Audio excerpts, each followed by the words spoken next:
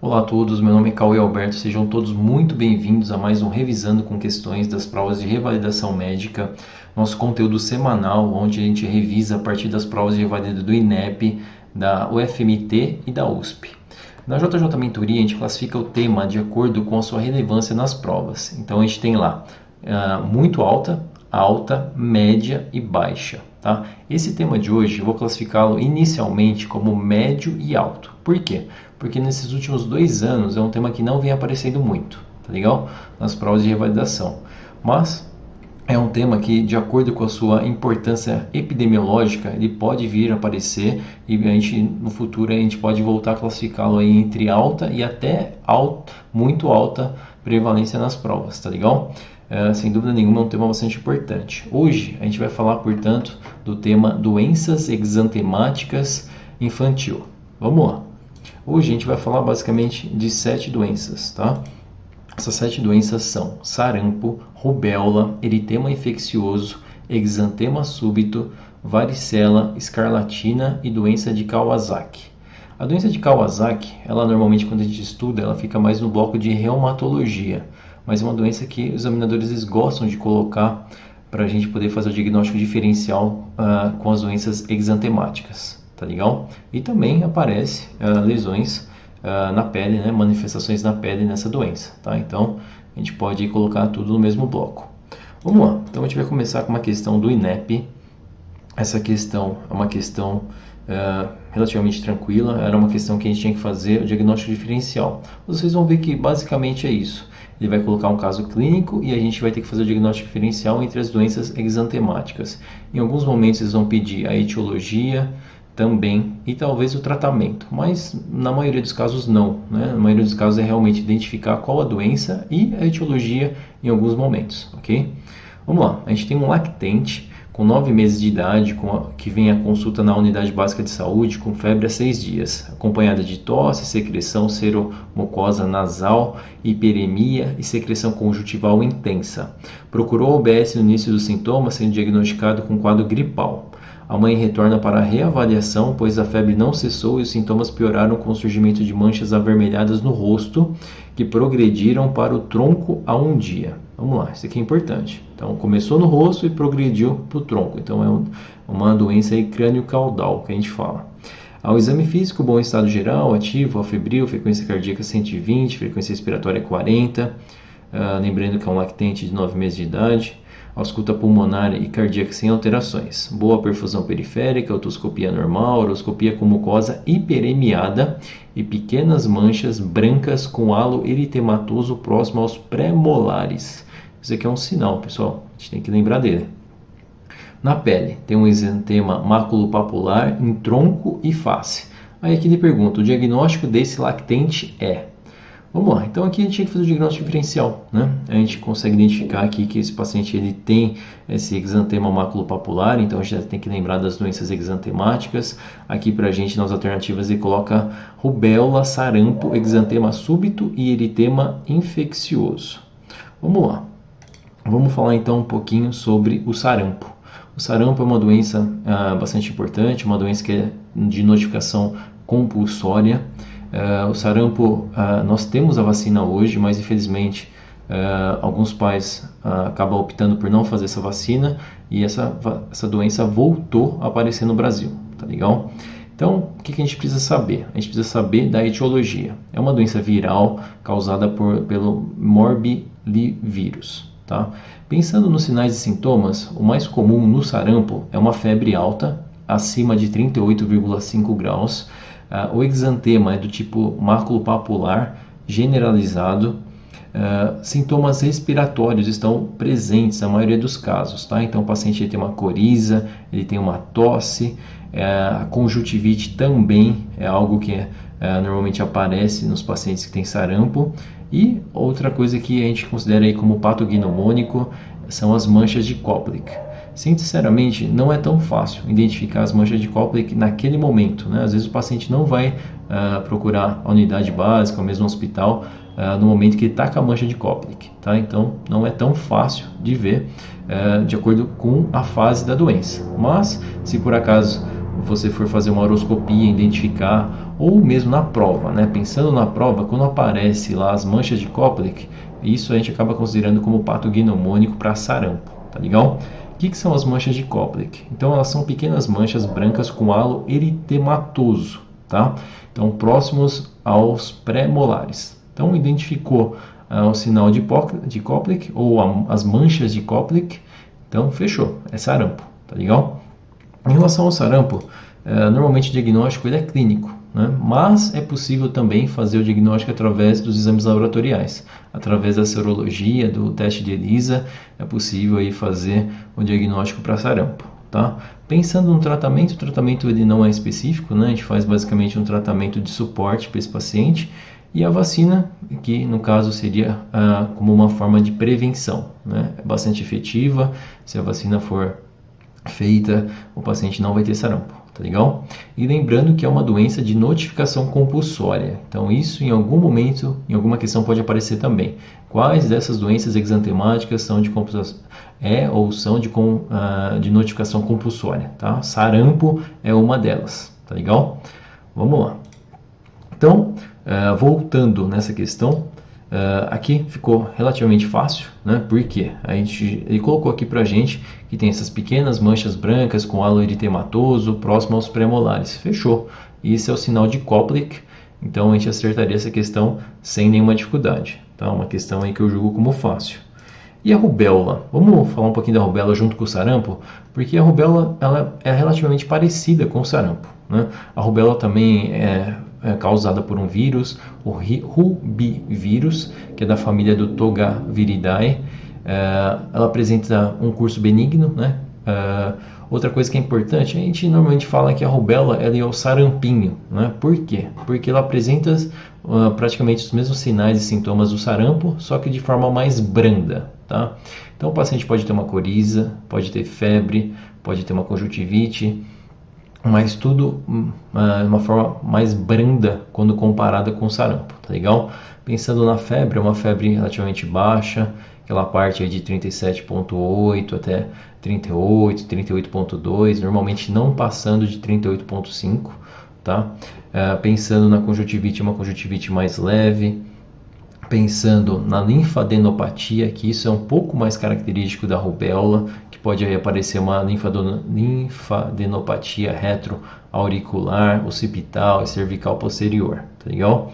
Nos adultos pode ter um pouquinho mais de sintomas, pode ter uma cefaleia, dores generalizadas, artralgias, cefaleia, tosse, mas normalmente quando comparada com o sarampo, brando. Tá legal? O que é importante na rubéola? A rubéola é importante a doença congênita, né? Então a rubéola congênita sim, ela é bastante importante, principalmente de acordo com a epidemiologia.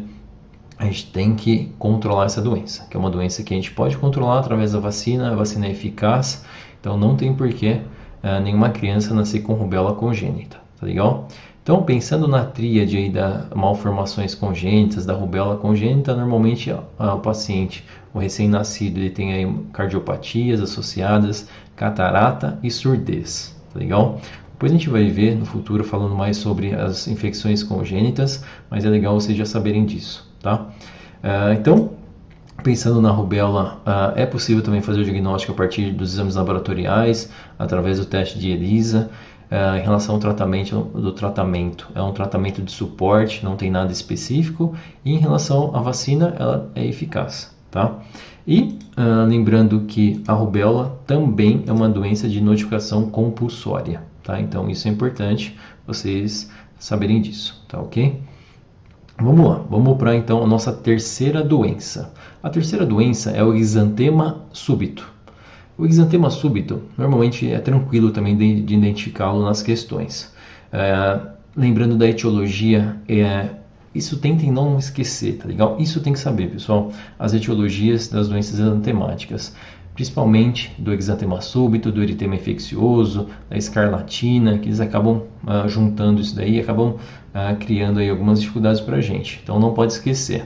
O exantema súbito, ele é causado pelo herpes vírus tipo 6, podendo ser causado pelo tipo 7 também, tá legal? Um outro nome para o exantema súbito é Roseola infantum, tá? Então, às vezes aparece só esse nome, Roseola infantum. Isso quer dizer o exantema súbito, tá legal? Em relação ao grupo etário, ocorre tipicamente na infância, especialmente nos menores de 4 anos, tá? O que é importante? Então, é o início súbito de uma febre alta e extrema irritabilidade, tá? Então, a criança está bem, de repente ela começa a ficar irritada, tem uma febre lá de 39, 40 graus, fica isso por alguns dias e de repente desaparece. Acorda, não tem mais febre, mas aí aparece um exantema, tá? O exantema, nessa doença do exantema súbito, ele é um exantema do tipo maculopapular, tá? Que são lesões aí discretas de 2 a 3 centímetros, não coalescentes, tá legal? Então, no geral, é uma doença branda, né? É uma doença que não causa nada muito grave, mas assusta um pouco, né? Devido a essa febre súbita, essa irritabilidade, essa temperatura aí de 39 até mesmo 40 graus, isso acaba assustando um pouco, tá legal? Quanto ao diagnóstico, pode ser feito também de forma laboratorial, através do ELISA. O tratamento não existe, é um tratamento só de suporte, e a vacina também não existe, tá legal? Sinceramente, na clínica aí, eu nunca vi, atendo crianças, não muito, mas atendo pelo menos em média aí de 5 a 10 por semana, e eu nunca vi aí nenhum exantema súbito, tá? Não é tão comum, pelo menos na minha prática clínica, aí, trabalhando há mais de 3 anos, eu nunca vi um exantema súbito. Mas é uma doença que, sem dúvida, é importante para as provas. Em relação ao eritema infeccioso, vamos lá, o eritema infeccioso é a nossa quarta doença, ele é causado aí pelo parvovírus B19. Então isso é importante, não esqueçam, tá legal? A etiologia do eritema infeccioso é o parvovírus B19. Em relação ao quadro clínico, geralmente não tem pródromos, tá? Podendo surgir alguns sinais inespecíficos, como uma febrícula, uma mialgia, uma cefaleia, que às vezes na criança não tem como a gente identificar. O exantema ele inicia-se aí pela face, sob uma forma de eritema difuso, tá? Distribuído em vespertino, que a gente fala, e o edema de bochechas, tá? Isso é muito importante, né? Então, essas faces esbofeteadas, né? Então, isso normalmente a gente vê aquela foto, às vezes o examinador ele coloca aquela foto pra gente, né? Que é uma foto típica aí, que pode aparecer até mesmo nas provas práticas. De repente, uma mãe vem com uma criança e mostra aquela foto pra gente, que tem aquelas bochechas, aquelas faces esbofeteadas, que aí a gente já consegue fazer o diagnóstico aí do eritema infeccioso. Não é patognomônico, né, mas aumenta aí a chance de ser essa doença. Vamos lá, as outras regiões da lesão da face, elas são polpadas, por isso que ajuda bastante a gente no diagnóstico. O exantema é do tipo maculopapular, com palidez central, que confere rendilhado à lesão. Uma coisa que é interessante, que os examinadores gostam de colocar nas questões, é uma característica aí do eritema infeccioso. O eritema infeccioso, ele pode haver recorrência dessa doença, tá? Através de basicamente 3 coisas. Do estímulo com o sol, vamos supor, a criança ela não teve pródromos, começou lá com uma febrícula leve só, e de repente apareceu esse exantema maculopapular. Aí desapareceu o exantema, estava tudo bem, e essa criança ela tem exposição ao sol. Esse exantema ele pode voltar. Outra coisa é o estresse, e a terceira é a variação da temperatura, tá legal? Então basicamente esses 3 fatores, eles podem aí aumentar a chance de recorrência dessa doença, tá? Então prestem atenção nisso, que os examinadores eles gostam de colocar isso. Em relação ao teste, pode ser feito aí o diagnóstico através da ELISA. Quanto ao tratamento de suporte e vacina, não existe para o eritema infeccioso, tá legal? Então vamos lá, pessoal, vamos para a nossa segunda questão. Lembrando que até agora a gente falou basicamente de 4 doenças, tá? Então a gente falou do sarampo, falamos da rubéola, falamos do exantema súbito e do eritema infeccioso. Tentem não esquecer, que nem eu falei para vocês, dos sinais e sintomas, assim, alguns sinais mais específicos, como do eritema infeccioso da face esbofeteada, lembrando do sarampo do sinal de Koplik, né, e da etiologia de cada uma delas, tá legal? Vamos lá, essa questão número 2 é uma questão relativamente tranquila, que vai colocar aí pra gente mais 2 doenças. Ó, lactente com 6 meses de idade, chega ao PS com história de irritabilidade e febre de 38 graus há 2 dias. A mãe refere que hoje notou lesões avermelhadas e vesiculares em toda a região da cabeça e orofaringe. Ao investigar a história familiar, a mãe conta que a avó, que mora com a família, estava com lesões em região de face esquerda iguais às que estão mostradas na figura abaixo. Vamos lá. Então isso é importante, pessoal. Tentem não confundir. Muitas pessoas confundiam essa questão pelo fato da criança e da avó, né? Quando ele faz a pergunta final aqui, ó, pela avaliação das lesões da avó, o diagnóstico e tratamento para esse lactente são respectivamente. Então, na pergunta ele está perguntando do lactente, tá legal? Então ele começa lá com a história do lactente, passa pela avó, coloca a foto da avó e depois ele volta a perguntar do lactente. Não pode confundir isso, tá ok? É uma questão aí relativamente tranquila, a gente não pode errar esse tipo de questão. Então vamos lá. Ó, então, de acordo aqui com a história clínica, a gente tem aqui essa foto. Essa foto é relativa da avó. Então aqui a gente tem uma foto bem característica de uma doença, que a gente vai falar um pouquinho. Vamos começar pela varicela. Lembrando que a varicela ela tem como etiologia aí, o vírus. Ela é uma doença viral aguda que é o vírus varicela zoster. Ela costuma aí causar uma imunidade duradoura, porém, isso é importante, mesmo tendo uma imunidade duradoura para a varicela, a criança, na forma adulta pode ocorrer uma manifestação como herpes zoster. Tá? Tem uma série de fatores que pode influenciar nessa manifestação do herpes zoster. Depois a gente vai discutir um pouquinho sobre eles, tá legal? Quanto ao quadro clínico, o que é muito importante pensando na varicela são as lesões polimórficas, né? Que a gente consegue ver diferentes estágios de exantemas, tá legal?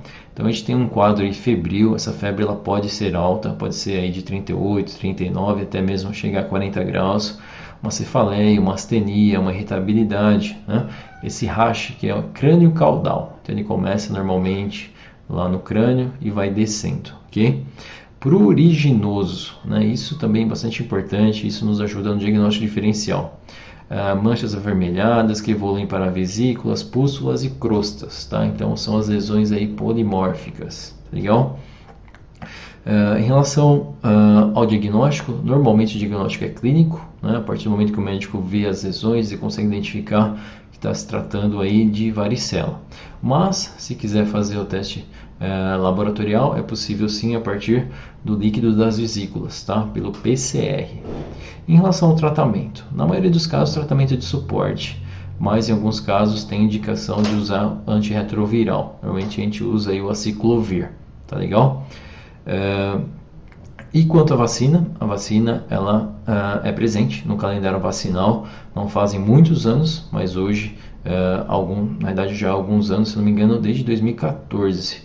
Eu não tenho certeza, pessoal, mas se não me engano, desde 2014 já está no calendário vacinal do SUS, tá legal? Em relação à notificação, a gente não precisa notificar a varicela. Em relação ao herpes zoster, vamos lá. O zoster ele costuma ocorrer após a exposição ao vírus varicela zoster, ok? Essas vesículas normalmente são vesículas agrupadas sobre uma base eritematosa. Uma coisa que é importante é que tem o zoster normalmente é bem característico também. Quando a gente pega aquele paciente, o paciente ele reclama de dores ali naquela região do flanco, na região dorsal, a gente pede para dar uma olhada e a gente consegue ver essas lesões vesiculares. O paciente relata dores, ele relata uma queimação, tá legal? E o aumento da sensibilidade pode ocorrer também. Normalmente, pensando em herpes zoster, ele ocupa aí um ou mais dermátomos, tá? Mas normalmente ele não atravessa a linha média aí, dorsal. Então isso também é importante. Lembrando aqui, nessa foto dessa questão, a gente consegue ver aqui então as vesículas.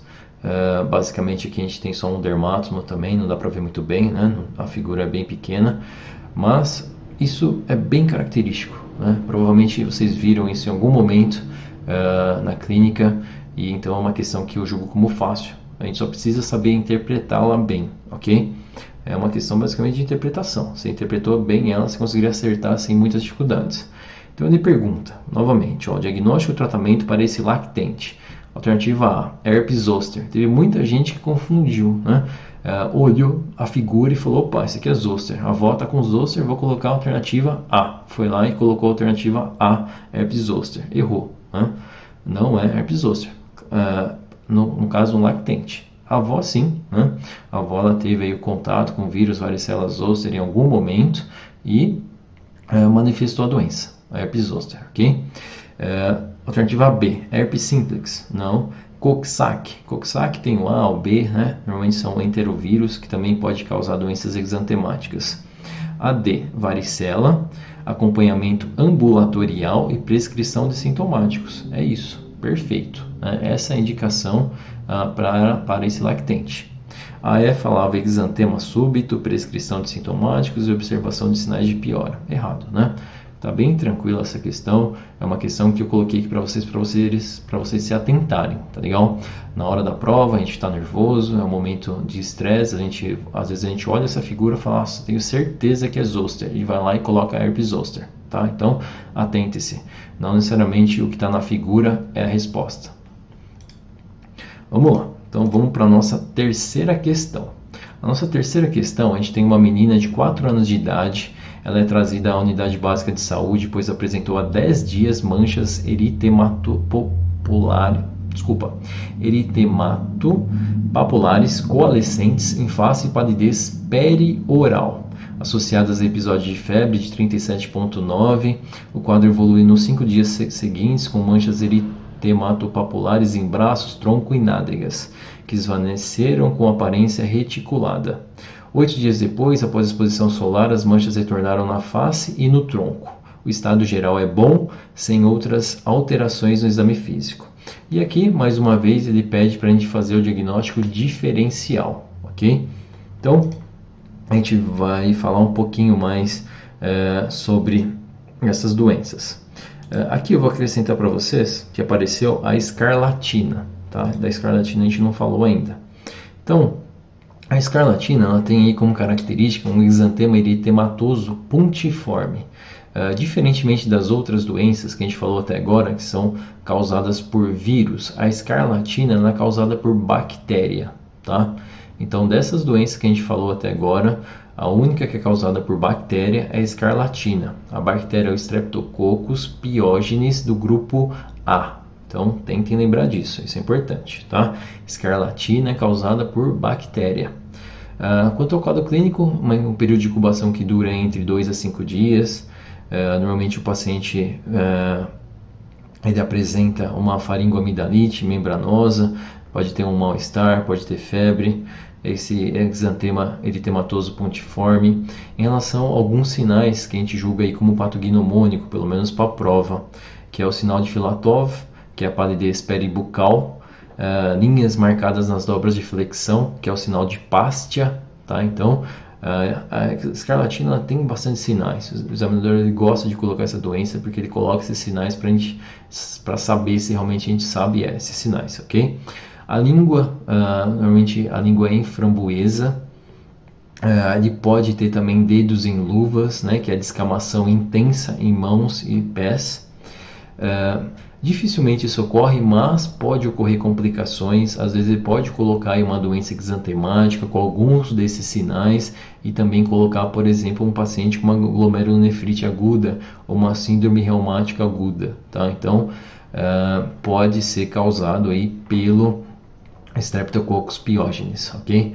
Essas são duas complicações aí, não que são mais comuns, mas pensando em complicações graves, aí sim, seriam as mais comuns dentro da escarlatina, tá? A glomerulonefrite e a febre reumática. Em relação às complicações tardias, inclui a correia em Sydenham e a cardiopatia reumática, tá? Normalmente eles não chegam a cobrar isso, sinceramente eu não lembro de nenhuma questão, pelo menos pensando nas provas de revalidação, que colocava complicações em relação à escarlatina, tá legal? Mas é bacana vocês saberem. Em relação ao diagnóstico, existe um teste rápido para a escarlatina. Em relação ao tratamento, pode ser feita a antibiótico terapia. Em relação a vacinas, a gente não tem, tá? Vacinas não temos aí para escarlatina. Vamos lá, voltando então para essa questão, que nós temos? Lembrando lá que a gente tem uma menina de 4 anos de idade que apresentou há cerca de 10 dias manchas eritematopapular escaldescentes e face e palidez perioral, isso já nos ajudava. Ela tem uma febre aí branda, né, de 37,9, um quadro que evoluiu 5 dias seguintes com manchas eritematopapular em braços, troncos e nádegas e com aparência reticulada. Isso aqui também nos ajuda muito, né?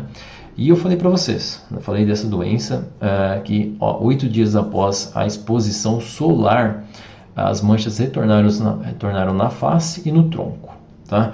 Então isso é bem característico aí do eritema infeccioso, né? Lembrando que o eritema infeccioso é causado pelo parvovírus B19, tá? Lembrando que eu falei para vocês que pode haver uma recorrência da doença pela ação de alguns estímulos, né? O estímulo do sol, da variação da temperatura e do estresse alto, tá legal? Então os examinadores eles podem colocar isso aí para a gente poder fazer o diagnóstico diferencial também. Vamos então agora para a questão número 4. Vamos lá, essa questão é algo que eu havia falado para vocês. Muitas vezes ele não pede só o diagnóstico diferencial, mas sim mais alguma outra coisa. Às vezes ele pede lá o diagnóstico, você descobriu determinada doença e, por exemplo, o diagnóstico, o tratamento ou a etiologia. Pensando em doenças exantemáticas, pelo menos nas provas de revalidação médica, o que é mais cobrado é a etiologia, tá? São poucas doenças, então é importante vocês saberem exatamente a etiologia de cada uma delas, tá legal? Vamos lá.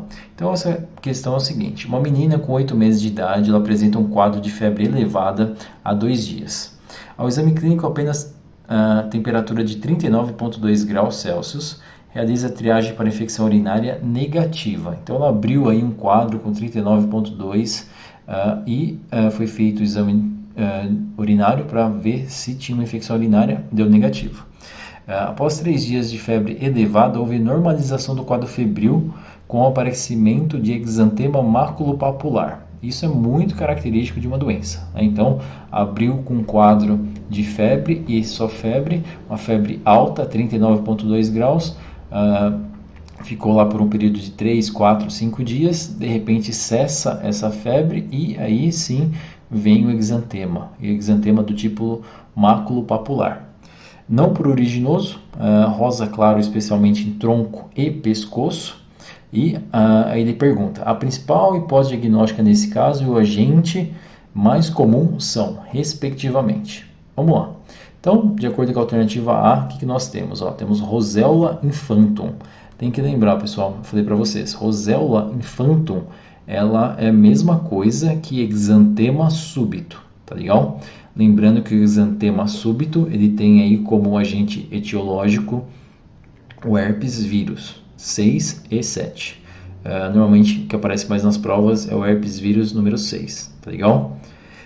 Aqui ele fala assim, Roseola infantum, até aí ok, realmente exantema súbito é o diagnóstico para essa criança, mas ele fala, né, como agente etiológico parvovírus B19, errado, né? Lembrando que o parvovírus B19 é o agente etiológico do eritema infeccioso, tá legal? Então a A está errada. A B, a herpangina. Vamos lá, então aqui vai entrar mais uma doença que não é das grandes aí que eu falei para vocês, das 7, mas também é uma doença que é legal falar um pouquinho sobre ela. Então basicamente a herpangina, ela é caracterizada aí por um início súbito de febre, então poderia confundir nessa questão, mas não só isso. O mais comum é ter uma dor de garganta, uma cefaleia, uma anorexia e dor no pescoço, que também pode ocorrer, tá legal? Em relação aos tipos, a lesão. A lesão normalmente inicia-se como pápulas, depois vai para vesículas e depois para úlceras, tá? Mas essas lesões já são específicas de alguns pontos da cavidade oral. Então a gente tem lá essas lesões, mais frequentemente elas estão localizadas nas tonsilas, no palato mole, na úvula e na língua, tá legal? Então basicamente ela está nesses pontos. Então isso é importante saber. As lesões elas vão se transformando, né, como eu falei para vocês, de pápulas para vesículas, e as lesões se transformam finalmente em úlceras, úlceras rasas, tá legal? Normalmente tá na literatura isso, na questão normalmente ele vai colocar isso, úlceras rasas. Em relação ao tratamento, o tratamento é sintomático. Em relação à vacina, não existe nenhuma vacina para herpangina. Herpangina é o tipo de coisa que aparece como diagnóstico diferencial nas questões, mas normalmente o examinador não põe ela como realmente a resposta correta, mas ele põe para a gente confundir, tá legal? No caso dessa questão, a herpangina também apresenta aí um quadro súbito de temperatura, de febre no caso, com a temperatura alta, tá legal? Vamos lá, voltemos então, não é herpangina, e a herpangina ela não é causada pelo herpes vírus humano 7, e sim pelo Coxsackie vírus, tá legal? A C, eritema infeccioso. Errado, né? A gente viu que de acordo com esse quadro clínico a criança tem aí um exantema súbito. Aqui ele fala eritema infeccioso e o agente etiológico vírus Coxsackie B. Errado. Lembrando que aí o eritema infeccioso é causado pelo parvovírus B19, tá legal? A D, exantema súbito, herpes vírus humano 6. Perfeito. Essa é a alternativa correta, sem dúvida nenhuma, tá legal? A E, rubéola vírus e toga vírus. Lembrando que rubéola vírus é ok e toga vírus é a família do vírus, ok? Mas não, né? Lembra que eu falei para vocês que a rubéola é como se fosse o sarampinho, né? Tem os sintomas parecidos com o sarampo, mas mais brandos, né? Então, a temperatura no paciente com rubéola normalmente é uma temperatura baixa. Ele até tem febre, mas uma febre branda, tá legal? Não 39,2 graus, e ele não abre um quadro só com esse sintoma de febre alta. Então, seria relativamente tranquilo descartar essa alternativa E também, tá? Então, aqui, acho que é legal deixar aí para vocês como mensagem que é importante saber exatamente o agente etiológico de cada uma dessas doenças, tá legal? Então a gente falou da herpangina, agora vamos falar da última doença que eu preparei para vocês, que é a doença de Kawasaki. A doença de Kawasaki, normalmente a gente estuda ela nas doenças reumatológicas, tá legal?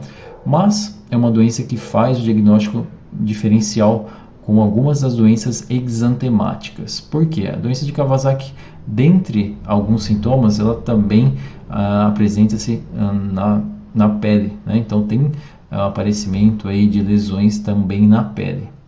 Normalmente nas provas eles colocam para a gente fazer o diagnóstico diferencial entre a doença de Kawasaki e a escarlatina. Um ponto que é bastante importante, que normalmente a escarlatina, a criança ela tem mais de 5 anos de idade. Lembrando que a escarlatina é causada por uma bactéria, Streptococcus pyogenes, ok? Do grupo A. Então, a gente sabe que o mais comum é que a criança ela tem essa infecção por escarlatina a partir dos 5 anos de idade. Pode acontecer com menos? Pode, mas não é o mais comum, tá legal? E a doença de Kawasaki, normalmente quando ele coloca para fazer o diagnóstico diferencial com escarlatina, ele coloca sempre a idade. Isso é bem comum os examinadores colocarem. A doença de Kawasaki normalmente ocorre com menos de 5 anos de idade, tá? O mais frequente, o pico ali, de acordo com os dados, é entre 18 e 24 meses de idade, tá legal? Então, doença de Kawasaki basicamente ela é uma vasculite sistêmica de etiologia desconhecida. Dentre as doenças que a gente falou até agora, realmente é importante saber o agente etiológico. No caso da doença de Kawasaki, não, né? Não tem um agente etiológico. Então, é uma vasculite de artérias de tamanho médio, que acomete, na grande maioria dos casos, crianças menores de 5 anos. O paciente tem uma série de sintomas, tais como uma febre que dura 5 dias, pelo menos 5 dias, né? Uma temperatura maior que 39 graus, então uma temperatura considerada alta. Normalmente, em 1 ou 2 dias do início da febre, também tem uma congestão conjuntival, uma bulbar bilateral, aparece sem exudato. Isso nos ajuda também a fazer o diagnóstico diferencial com outras doenças, mas, no geral, tem mais sintomas, né? Tem o rash, que é um rash polimórfico, maculopapular, predominantemente no tronco, ao longo do tronco, muitas vezes com acentuação na região perineal também, tá legal? Aí a característica do rash, ele é um eritema aí urticariforme, morbiforme, multiforme ou escarlatiniforme, tá legal? Então, o rash ele é parecido com o da escarlatina, por isso que a gente tem que pensar aí no diagnóstico diferencial entre a escarlatina e a doença de Kawasaki, tá legal? O que o examinador normalmente ele cobra sobre a doença de Kawasaki é para fazer o diagnóstico diferencial, para saber uma das principais complicações, que é o acometimento da coronária, Isso é bastante importante, pensando em complicações da doença de Kawasaki, normalmente é isso que é cobrado. E em relação ao tratamento, a gente vai fazer a partir da imunoglobulina e do AS, tá legal? Em relação às vacinas, não existe vacina para a doença de Kawasaki. É uma doença que na prova normalmente não aparece também muito, assim como a herpangina, mas eles estão abrindo ali o leque das doenças exantemáticas infantil e a doença de Kawasaki ela aparece aí como uma doença importante para fazer o diagnóstico diferencial, tá legal? Então é isso, pessoal. Basicamente a gente falou de 9 doenças. A ideia inicial era a gente falar de 7, mas acabou aparecendo essas outras duas. Falei de herpes zoster, um pouquinho, e de herpangina também um pouquinho a mais, tá legal? Das outras doenças a gente falou basicamente de sarampo, de rubéola, de exantema súbito, de eritema infeccioso, de escarlatina, de varicela e da doença de Kawasaki, ok? Então é isso. Para esse vídeo, gostaria que vocês pegassem principalmente a ideia central aí de fazer o diagnóstico diferencial das doenças exantemáticas infantil. Não são todas, pessoal, mas realmente são as mais prevalentes nas provas, especialmente nas provas de revalidação médica, tá legal? Então é isso, gostaria de agradecer muito a presença de vocês, gostaria de agradecer por vocês estarem assistindo esse vídeo. A ideia realmente é trazer essas questões de revalidação médica para vocês e comentá-las, tá legal? Então um grande abraço, semana que vem tem mais um vídeo, sempre às quartas-feiras. Até mais, pessoal, ótimos estudos para vocês e até semana que vem.